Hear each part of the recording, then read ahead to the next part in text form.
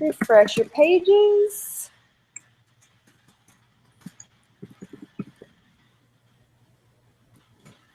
If I can type, there we go.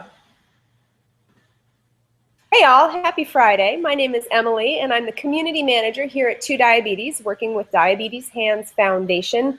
And we have one of our favorite guests of all time back again today. Gary Scheiner, CDE, is here to talk to us all about CGM watches. Seems like the wave of the future is this variety of watches that tell you your blood sugar, and we're here to learn all about them, what they are, how they work, what are the comparisons between different ones. And Gary, I'm going to turn it over to you. First off, who are you? Hey, Em, how are you? Awesome. How's life in the Bay Area? You know, it is beautiful today. We've been getting a lot of rain, which thank goodness, because we were in this horrific drought. And now we're washing out to sea practically. So that's actually really good news. But today we have a break from the rain, and thank God for it, because all that grayness really brings me down. Yeah. No mudslides, no major calamities in your neck of the woods? Not my direct neck of the woods. Up north, I believe there's been some very serious flooding in Oregon, I think. But yeah, I'm heading down to Southern Cal in a couple of weeks for a JDRF program and a couple of talks that I'm doing at a few practices. And Southern Cal got hit pretty hard. I don't know what to expect when I get there. So right now I'm playing with I have two different CGMs running simultaneously. I've got a Dexcom and a Medtronic both going. So my Dexcom says 84. My Medtronic says, what does it say? 96. Not bad. They're in the ballpark. So I'm more of an expert on the phone ones. I mean, I've dabbled with the watches a little bit. And I think I told you I interviewed a whole bunch of people I knew for their thoughts about the CGM watches and took meticulous notes, as you can see. I love it. I didn't get to introduce myself. Yeah, who are you? Name's Gary Scheiner. I'm a diabetes educator from just outside of Philadelphia and been in practice for a little over 20 years. I have a practice called Integrated Diabetes Services. Written a whole slew of books and articles. Think Like a Pancreas is probably my favorite, what I'm probably best known for. Had type 1 for a little over 31 years now and love to play with all the gadgets. I like to try this stuff out myself before recommending it or teaching anybody about how to use them. There's nothing like personal experience to really sink your teeth into things.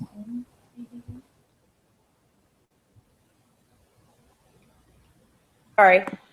I was typing something in the chat room. We've got a great conversation going about CGMs and CGM watches in the chat room. So let's launch into this thing, Gary. I know that, as you said, you've been using and have tried out a variety of platforms that display on your phone.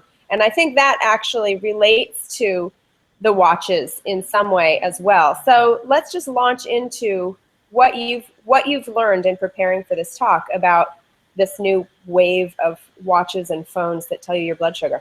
Well, when I think about this technology, it always reminds me of a movie that Jodie Foster starred in years ago called Panic Room. It was a movie about a woman and her daughter who lived in an apartment. The daughter was a teenager, had type 1 diabetes. And they built this room in the house to protect them in case they were invaders that came into the home, criminals. I remember that movie. Yeah, I felt like I needed a panic room while I was watching it. I was so freaked out. Yeah, this was, I don't know, probably about 15 years ago, I'd say. The daughter, it was very, futuristic. The daughter had a watch that displayed her blood sugar, and it would beep when she was going low. And throughout the movie, it was a major kind of under theme about her daughter's diabetes. That it was very forward thinking. And nowadays it's somewhat reality. It's not quite as slick as it looked like in the movie. Obviously, then it was science fiction purely because they didn't have anything close to that at that point. But it was still, nowadays we have that kind of an option. I think it started out with CGM in general, the Dexcom, the Medtronic, the Abbott, and eventually it's moved to the point of being web-enabled, where the data is housed in a cloud-based server and it can be displayed on a cell phone or on a watch device. Pebbles and iWatches are the most common ones that people. So back us up just a little bit. Let's do like total continuous glucose monitoring 101 to start. So if you're saying that I have something that enables me to see my blood sugar continuously on my phone, let's talk about how does that happen in the first place? What device must I be wearing? How does it? He's walking away. You guys can't see him right now. I'm out of here. I've had enough of this. I guess he didn't like my question. I just wanted to get some show and tell items. Yeah. What are the devices that are involved in making this piece of that process happen? Okay. Well, in Europe, they have a few more items than we have in the States, but I'll show you the ones we use in the States. We have the Dexcom sensor and we have the Medtronic sensor. They're very similar in a lot of ways, and they're different in other ways, but they both involve three components. The sensor itself is a tiny hair-like filament. You may not even be able to see it because it's so fine and thin. And that filament has an enzyme called glucose oxidase wrapped around it. When that glucose oxidase comes in contact with glucose, it generates a tiny electric impulse.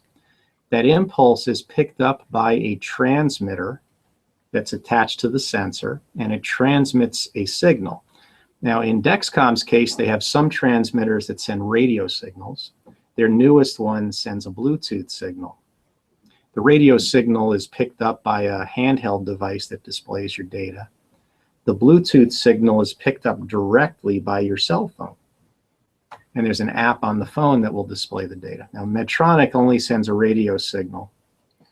They have a new component called a Connect device, so that when this sends a signal to a person's insulin pump, the pump can then transmit to this, which in turn transmits to a phone.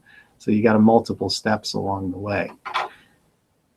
But essentially, that sensor goes just under the skin, generates a tiny current when it's exposed to glucose, and based on the amount of signal that it generates, it gives you a very good estimate of what your current blood sugar is.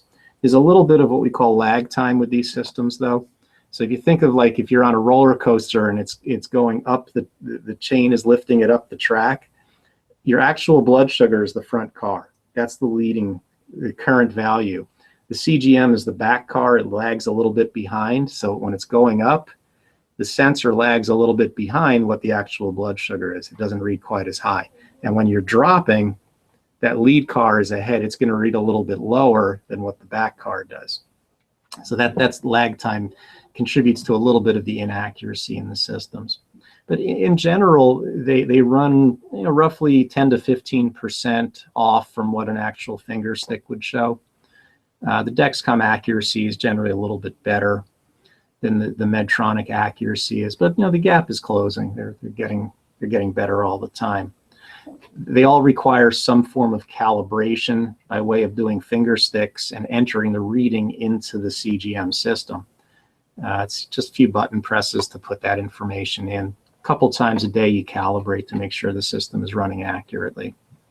And the sensors generally last about a week, give or take. The Dexcoms may last a little bit longer, but typically about once a week you change the sensor out.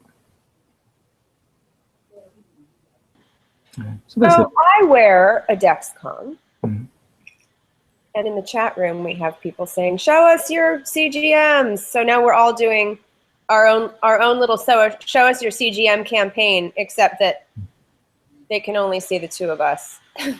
Okay. Anyway, there's mine. There's yours. So I have the. You probably have like 12 different CGMs. Well, I'm wearing 2 at a time right now because I'm doing a comparison study. It's not really a head-to-head. It's more a cheek-to-cheek because I have the sensors on opposite cheeks. I've got the Medtronic one. Romantic. Goes right to their insulin pump. Let me get the backlight on. Backlight there. So that's what the data looks like on the Medtronic. Mm-hmm. So you have a graph. You have that that line graph, just as one does on the Dexcom. And this sends a signal to this little key fob device, they call it, which transmits a Bluetooth signal to my phone, so my phone displays the same basic thing.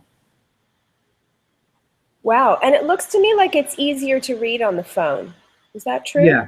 Oh, it is. It is. You know, the Medtronic display, it's got a kind of an old-fashioned LCD type display with that gray background, so it's not, it doesn't pop the way, you know, the phone app does. And my Dexcom sensor sends a Bluetooth signal directly to the phone, so I don't need any of the intermediaries. The display is just like that. And usually when we're doing these interviews, you're the one popping the tablets. I might have to pop. Is it your turn? Right now. And this was actually my New Year's resolution. What? To only use tablets to treat the lows. No more cotton candy. And I eat everything I can get my hands on. You just follow the trail of wrappers and you'll find me after I've had a low. So I've lost a few pounds. I've just, you know, I used to eat so much when I was low. I've seen you eat just at a regular time when you're not low, and dang, you can put it away, Gary. For those of you who've never spent time with Gary Scheiner in person, I hope for all of you that you get to do that someday, because he's awesome and fun. Boy, does he eat. We've shared a few meals. He eats and then he works out like crazy. So this is an interesting New Year's resolution to only use glucose tablets. How's it going so far? So far, so good. They work better than eating ordinary food, because I end up choosing the wrong kind of foods. Sure. I love chocolate, but it's too slow. It works way too slow when you're hypo. And even if I use things like cereal or bread, crackers, I eat way too much of it. Right. Nobody overeats glucose tablets because they don't taste that good. Yuck. Wait, I have a quick story. We're completely off topic now because we're here to talk about CGM watches. But and I promise everybody we're going to get back to that. But when I was a kid, at some point I was at a hospital stay, and I won't say what hospital because I'm about to impugn them a little bit. A hospital stay specifically for my diabetes, and my blood sugar got low while I was there. And one of the nurses said, "Oh, honey, would you like some peanut butter crackers?" I was like, do you even know what diabetes? No, I don't want any peanut butter crackers. That is not what I need when I've got a blood sugar of 55 or whatever it was. Yep. The crackers without the peanut butter would be passable, but peanut butter, nah, you don't want that when you're low. Okay, so getting back to the topic at hand. So I have a Dexcom CGM, but I have a G4. Mm-hmm. And it doesn't talk to my phone or anything. So talk to us about sort of the latest, as you said, the latest Dexcom has this Bluetooth capability. Well, and the G4 is actually the latest right now. Your G4 is actually, as long as it's a G4 share. Yeah, then, yeah. You'd have to upgrade to the G4 share, because all of this stuff starts at the G4 share and the G5. The G4 share is really easy to link up with an Apple Watch. It's a direct thing. They have this thing called a Share 2 app that the watch uses, and it will display your data beautifully. It's probably the simplest approach of all of them is the G4 share going to the Apple Watch. Now, there is another way of getting data on the phone, on the watches, using what's called Night Scout. Night Scout is just a collection of freeware. It's just apps that have been developed mostly by people who just want to develop them and share them freely with other folks, and it works really well. But you have to do a little bit of tinkering around. What's it called? Work. You got to do work-throughs to get it to function. But the most simplest approach is to use the G4 share with the Share 2 app, and you'll have your data on your Apple Watch. There's pros and cons to using the watch for your information. A couple of pros: up to 5 different people can follow it. and they can follow it on their pad or their phone. It displays a nice 3-hour trend graph on screen. That's another pro. Another pro is, at least with the G4 Share, you don't need to pay for any additional cell phone service. And the display is very sharp. The Apple product's a really sharp, crisp display you get. But there are a number of drawbacks to using it. One is that there are no alarms. There are no alerts that it generates to let you know about highs and lows. It just shows you your data. And I don't know about you, but the alarms to me are a key aspect of using these systems. That seems really important. Why are there no alarms? It's just not in the app at this point. The watch itself isn't able to generate the alarms. It just shows you data on screen. You have to still carry your G4 Share receiver in addition to having the watch on. So you have to have the receiver in place to share the data up with the cloud so that the G4 can pull the data down and display it on screen. With any Apple Watch, you have to physically turn it on and open the app in order to get your data. So it's not like it would show up on there continuously. Like right now with my phone, I can set my phone to stay on continuously if I want to, and it will show the data all the time. And I love doing that when I bike because I can mount this right on the handlebars, and I've got my blood sugar dashboard right there. Another drawback has to do with the cost of Apple Watches. They ain't cheap. They run about $400 and up.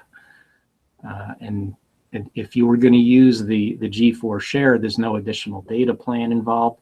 But with the Dexcom G5, it gets a little more complicated because you have to have an internet connection, and then you have to sort of follow your own data in order for it to display. So now you've got your G5, you got your sensor on, you've got your phone, and you've got the watch all at the same time. And most people who carry a phone a lot of them don't feel the need to have the watch in place at the same time because they got the phone, they can see it right on there. But you can make that happen with the G5 if you chose to. So that's just for the watch, for the Apple Watch. There are a slew of other watches out there, mostly Pebble devices, and something called Android Wear that you can also use. Hang on a sec. We have a couple questions in the chat room. Okay. One specific to the Apple Watch. One is, does it integrate with any of the Medtronic products? No.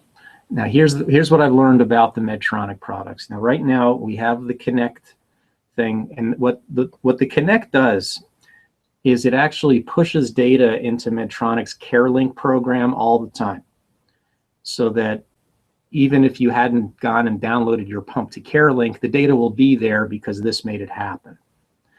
And rumor has it that there are people at Night Scout who have cracked the code a bit, and they're able to link with CareLink, made a connection with CareLink so that data from CareLink would then display on their phones.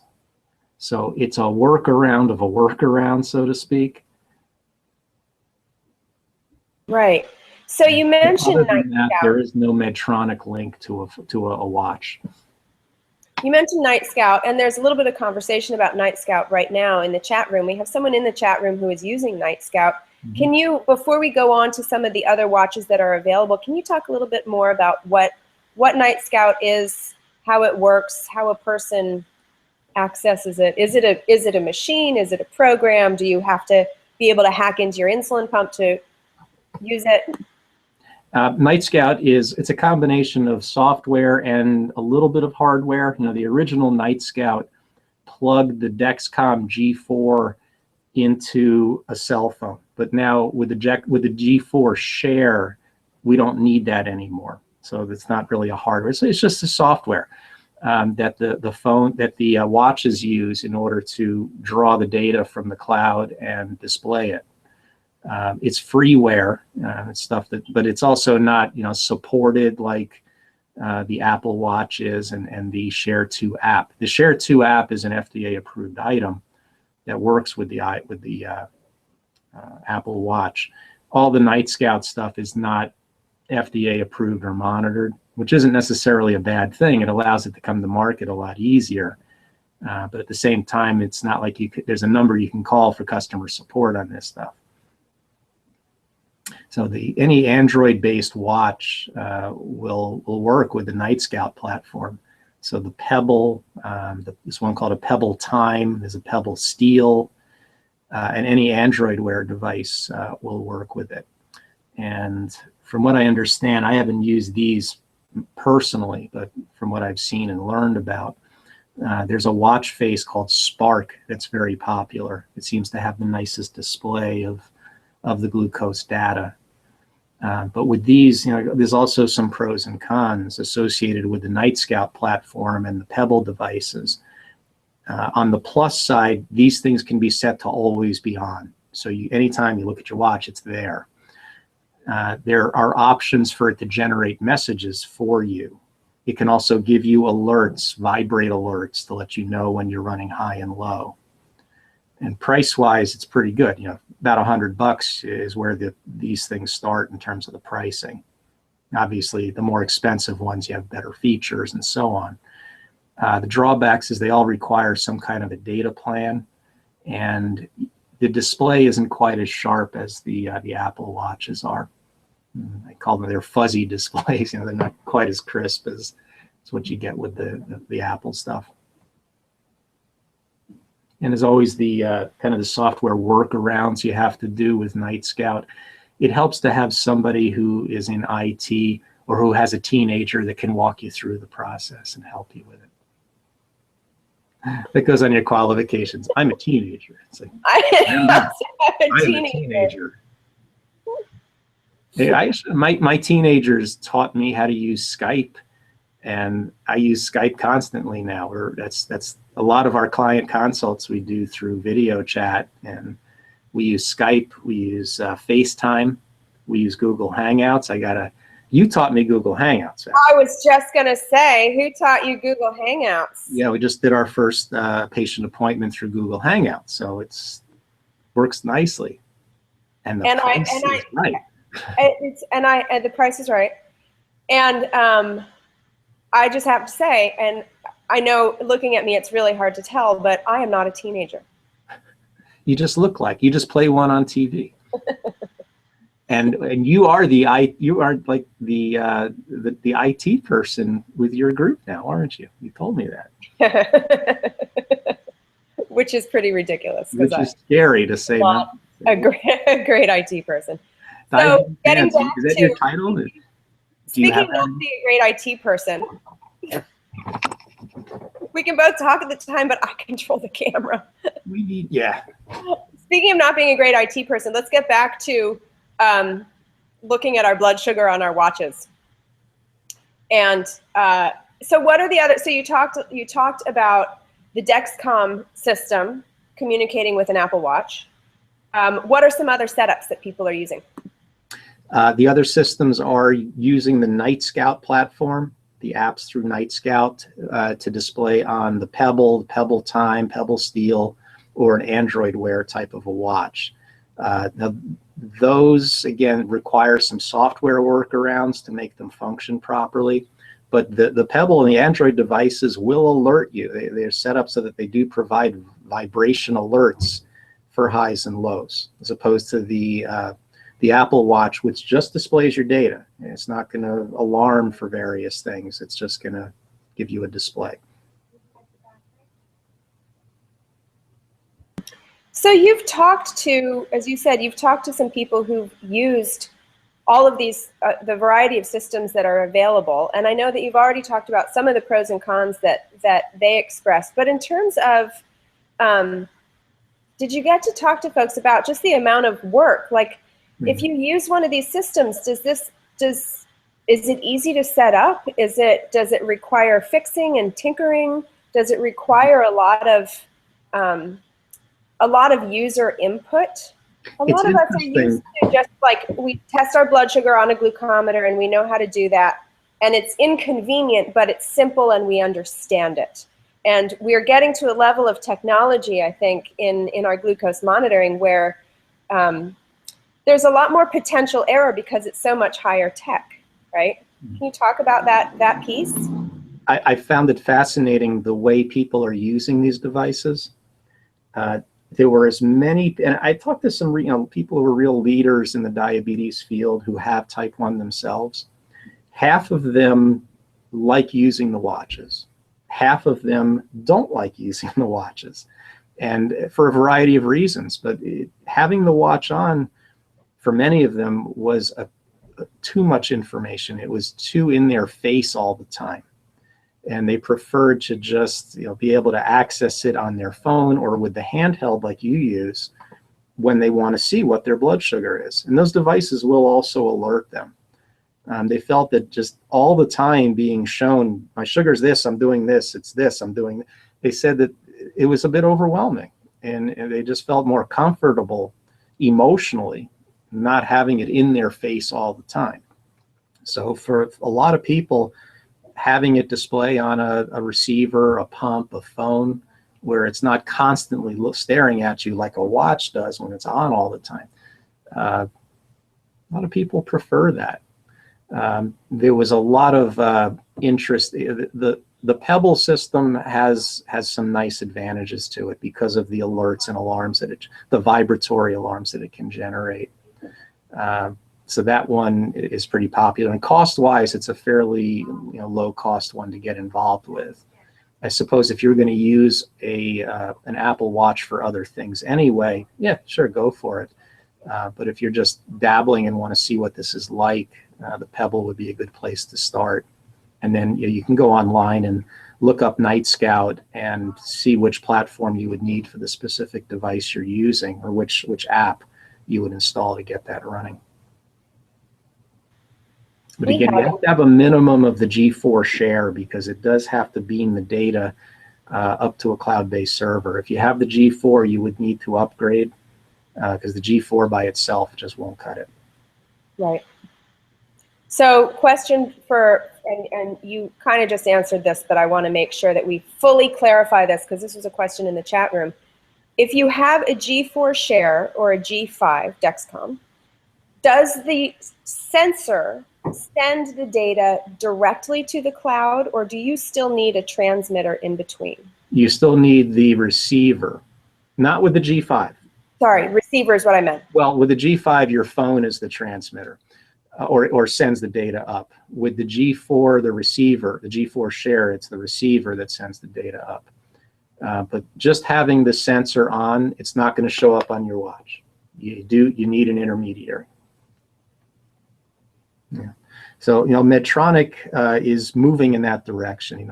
I talk with them quite a bit just to see what's in the works.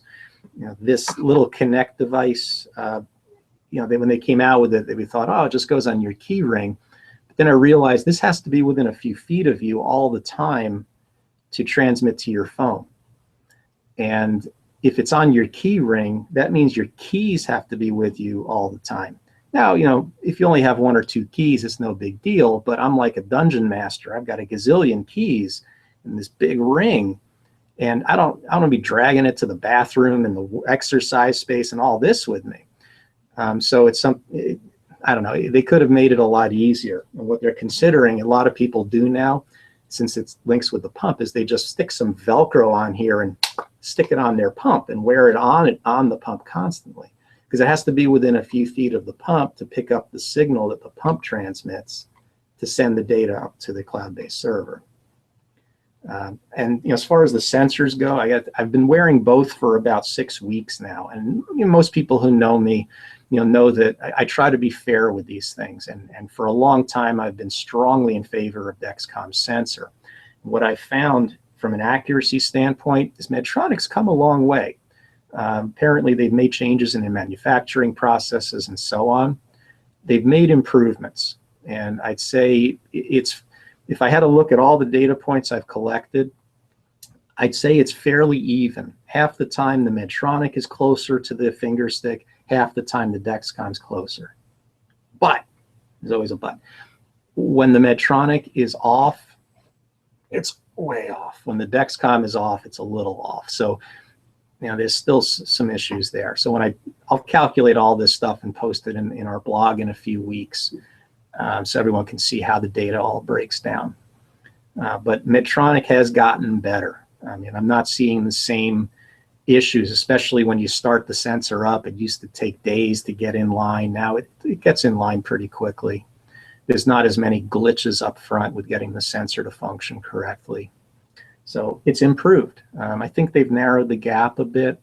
You know, personally, I'd still give Dexcom a leg up from an accuracy standpoint. And you know, all the data, all the research data supports that as well.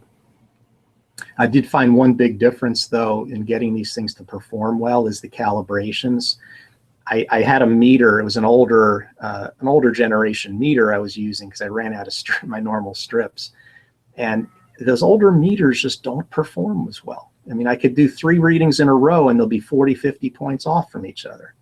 The newer brand meters, they line up. You know, you'll test 3 times, they're within a few points. They don't vary that much. So calibrating with an accurate meter makes all the difference in the world.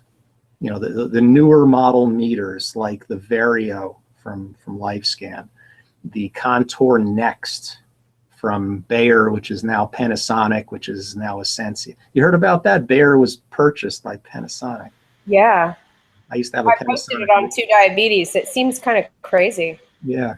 The Nano from Accucheck's good accurate meter. The Freestyle Lite, good accurate meter. But you know, most of the older generation systems, like the older Contour, the One Touch Ultra, the Accucheck Aviva, those meters are not as precise. And if you got to calibrate these sensors, you got to be using precise numbers.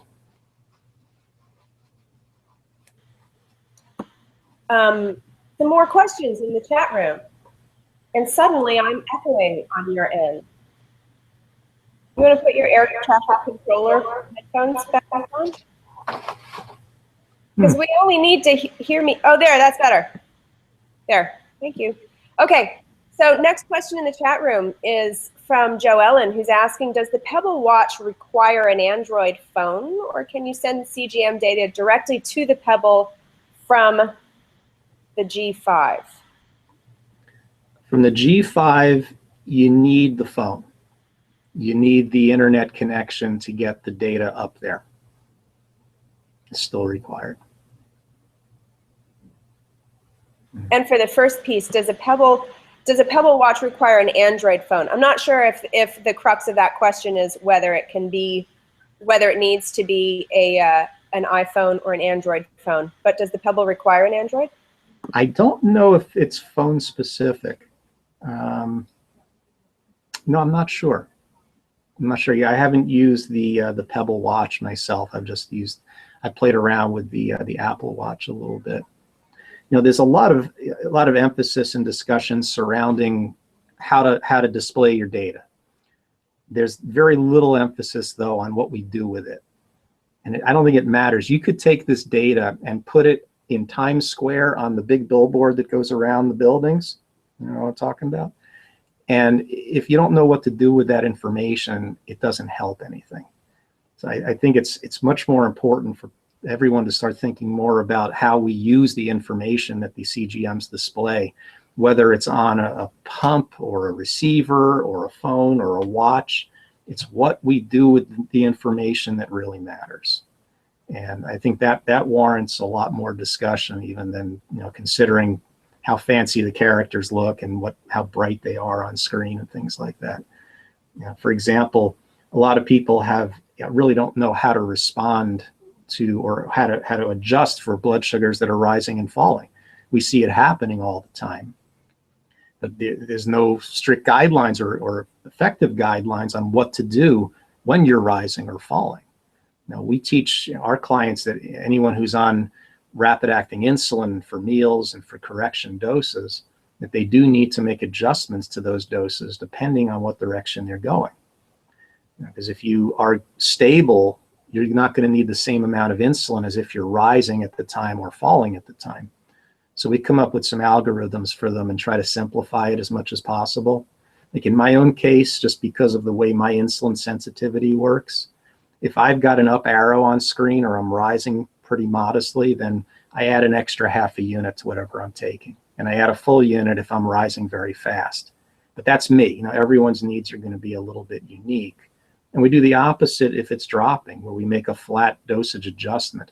In some cases, people are told to make percentage adjustments. The percentage adjustments really don't work as well, because what if you're taking a humongous dose? If you're rising and you reduce that humongous dose by, say, 20%, you could be knocking off way too much insulin.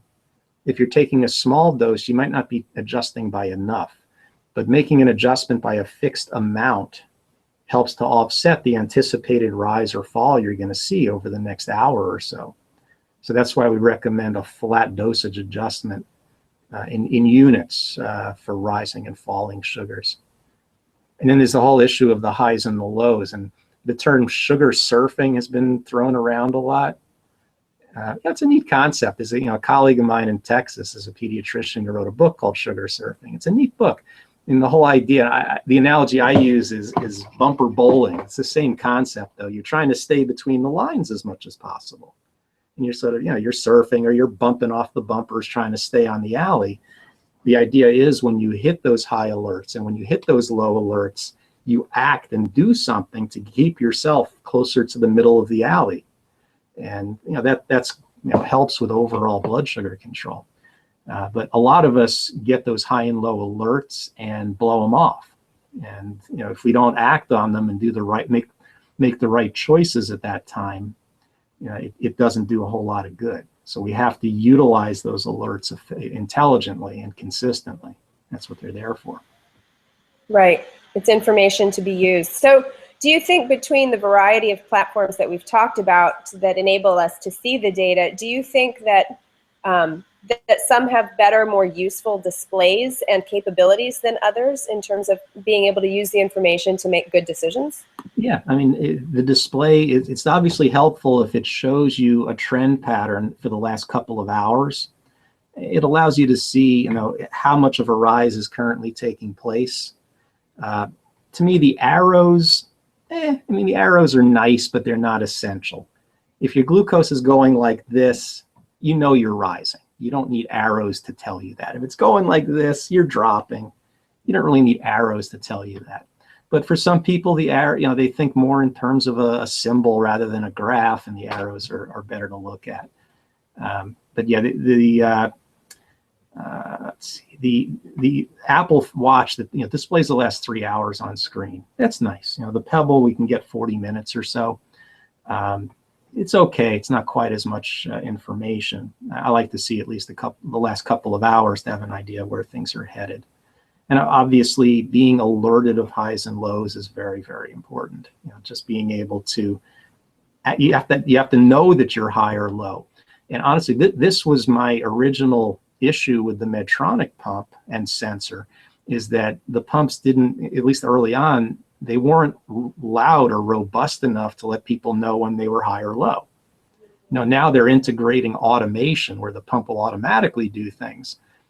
I'd rather just be notified. I want to be able to make the decision for myself. If I'm high, let that thing make a lot of noise or vibrate like crazy. Same thing if it's low. I really want it to blast and let me know that there's a problem. The numbers are the other thing that a lot of folks may be misusing in real time.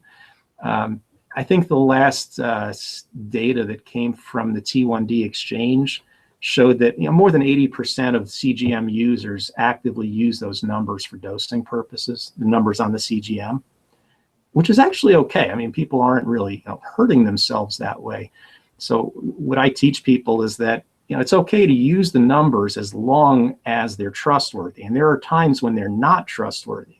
It's important to recognize that. Like, can you think of a situation, Emily, where you wouldn't trust the numbers on your Dexcom? If I had just now fished it out of the washing machine. Okay, I'll add that one. That's ever happened. I will add that to the list. I was thinking more along the lines of, how about day one when you put a sensor on? Mm-hmm. On day one, the accuracy of any sensor is going to be relatively poor. On average, is about a 25% discrepancy on day one compared to day two forward, where you're looking at that 10 to 15% discrepancy.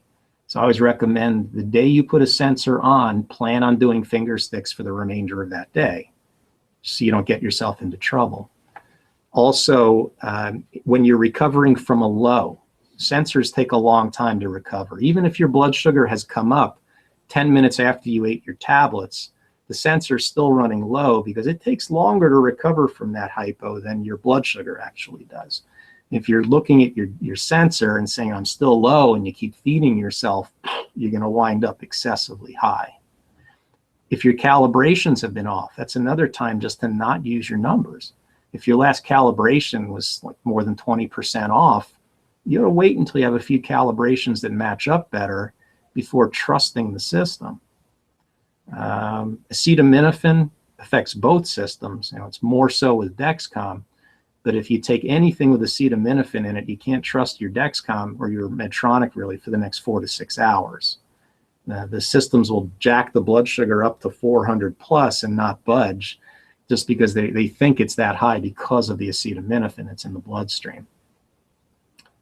And there was one other situation, didn't have anything to do with laundry machines. Oh yeah, when your sugar's in a state of rapid rise or fall because of the lag time.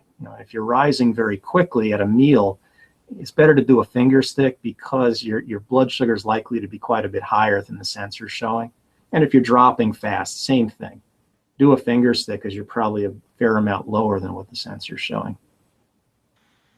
I kind of a little bit feel like you just said it really, you should question these data if it is morning, noon, or night. When is it really trustworthy? I think 75–80% of the time it's going to be trustworthy. No, again, if day one, I don't. After day one, and if the calibrations have been reasonable, if your sugars are not rising or falling really fast. Now, I mean, I don't mean just going up or down slightly, but if it's a really high, fast rise or fall taking place. Yeah, and hopefully you don't take acetaminophen if you don't have to. So otherwise, it's pretty trustworthy. Mm-hmm. All right, so we have a question right now in the chat room about the MiniMed 640G pump. And the question is, what's your take on it? That it's in testing right now. And do you think the CGM is going to be more accurate? It's the same CGM that they're using currently. What's much better about it is that it will do something that will help. Right now, the 530G system that suspends basal delivery if you're already low, it's not the best way of dealing with lows. And the sensor sometimes is inaccurate and you're not actually low when it does that. So it actually compounds the problems in a lot of cases. It is a good last ditch effort to save someone who may not be awake or might have lost consciousness from the low. But for your garden variety lows, it's kind of dysfunctional. The 640G is different in that it will anticipate that you're heading low and prevent the low from happening, which to me has a lot more value. So even if the sensor is off a little bit, it's not shutting off insulin delivery inappropriately. It'll curtail delivery until the blood sugar level's off and then kick it back on again. So I see that as having a lot more day-to-day value than what we've got with the 530G currently. It's available in Europe, not available in the States, probably won't be available in the States for at least 6 to 12 months. It's a lot more stringent overview that the FDA does than they do in the European Union. And another question in the chat room, and we so frequently come around to this question in a lot of live interviews about diabetes technology, and that is, are you seeing that, or have you heard that insurance companies favor one system over another? To be honest, I've not seen that. I've seen people on Medtronic pumps. Right now, when you get a Medtronic pump, it comes with their sensor. It'll get covered regardless. But I've seen plenty of people on Medtronic pumps switch to a Dexcom without much of an issue from their insurance. And I've seen people on the able to get the Medtronic sensor. Most people who are on a Medtronic sensor are using the pump anyway. But for someone who is not on a sensor currently, their insurance doesn't push them to get a Medtronic pump and sensor. They'll just cover the Dexcom at this point. And hopefully at some point the Abbott system will be available. The Libre will be available here as well. But typically, no, I don't see an issue with the insurance, pushing people towards one or the other.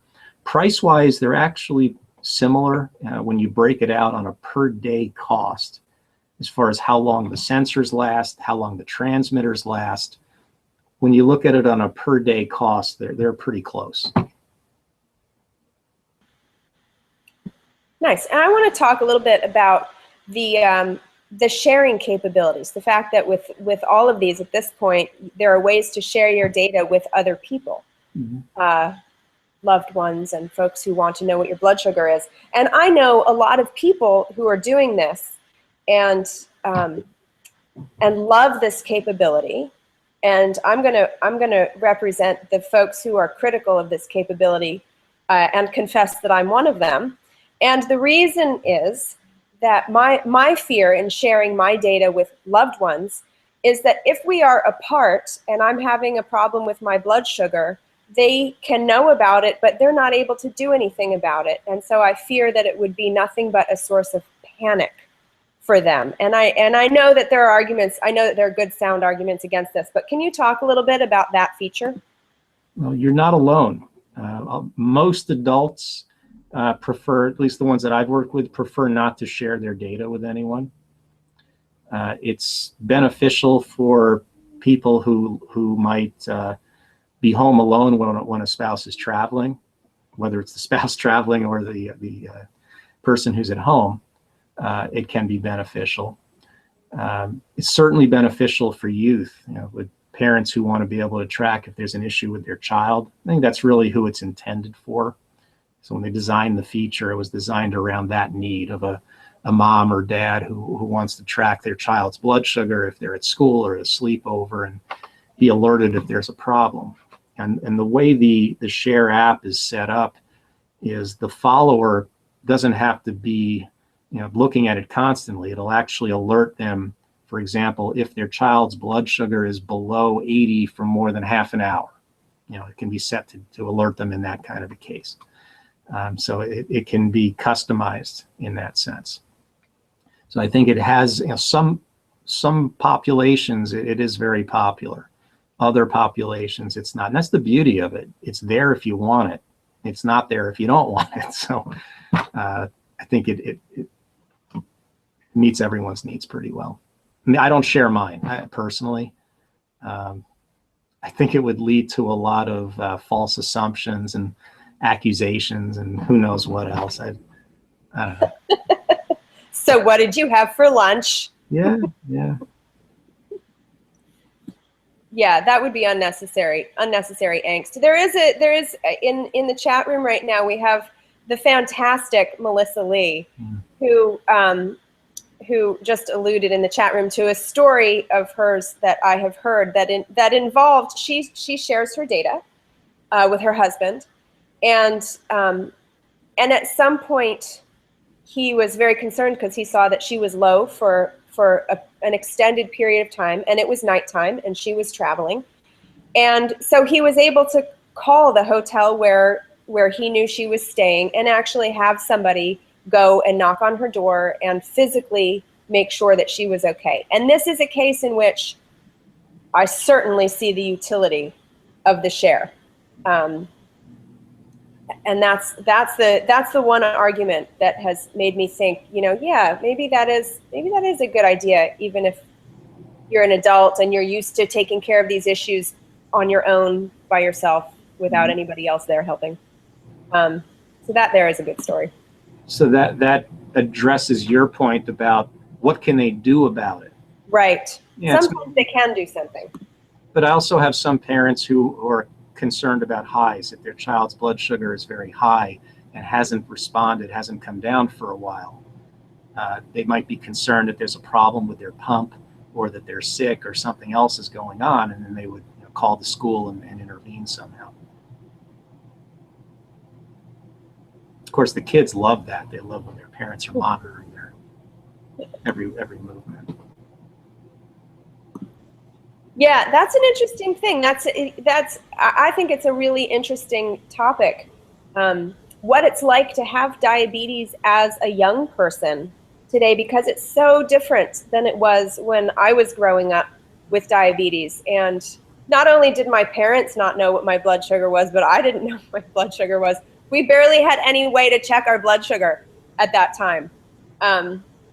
So it's a whole different thing now. Now parents are able to watch everything that goes on with their kids and text them immediately, because so many kids have their own cell phones.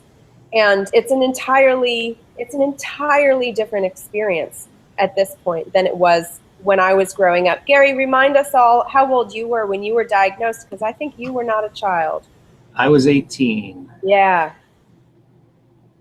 So did you immediately take over all of that care yourself at that time?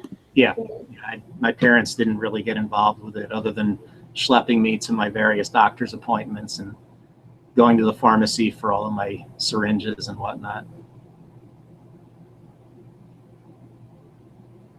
We have a parent, Sarah Howard is a member in our chat room who has type 1 and has a son with type 1 as well. And she's saying that she would really love for him to share his data with her.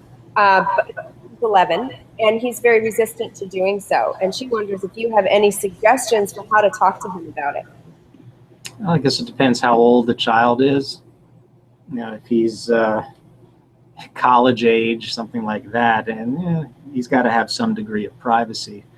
But most kids are not of an age or aptitude to make that kind of decision. It shouldn't be a choice. You know, if it's something that's important to their health and well-being and safety, it's got to get done. It's like saying, well, you know, you should wear a seatbelt, and giving them the choice. Now, they got to wear it. They can't get in the car without the seatbelt. It's just one of those hard and fast rules. Sometimes you just have to apply and say it's just the way it's going to be.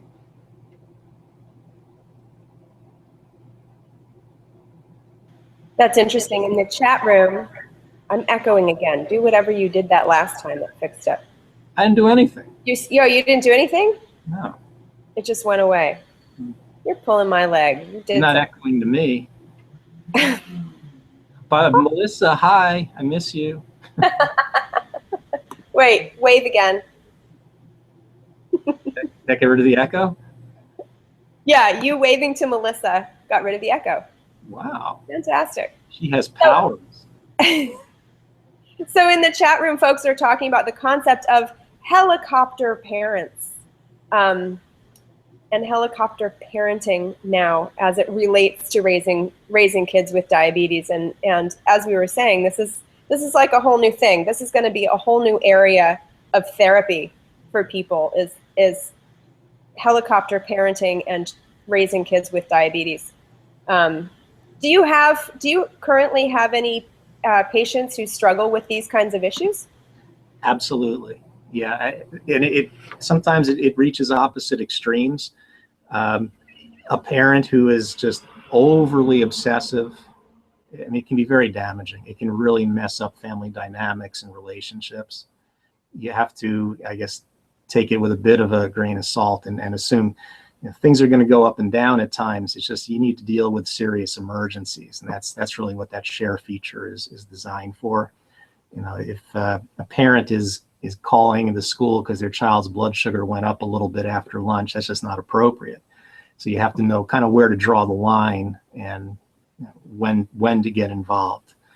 Sort of know when to what's the word, your battles. You got when to choose your battles and be involved.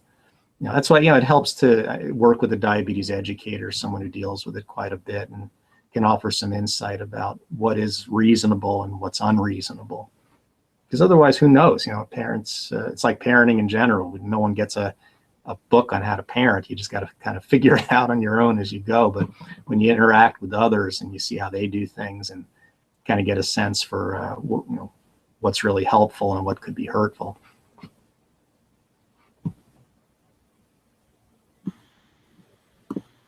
Fantastic. Well, we are just about out of time, but before we sign off, first I have to say, and this is because of something that's been going on in the chat room, kind of on and off throughout our conversation, I have to say stoner, stoner, stoner, stoner, stoner, stoner, stoner, stoner.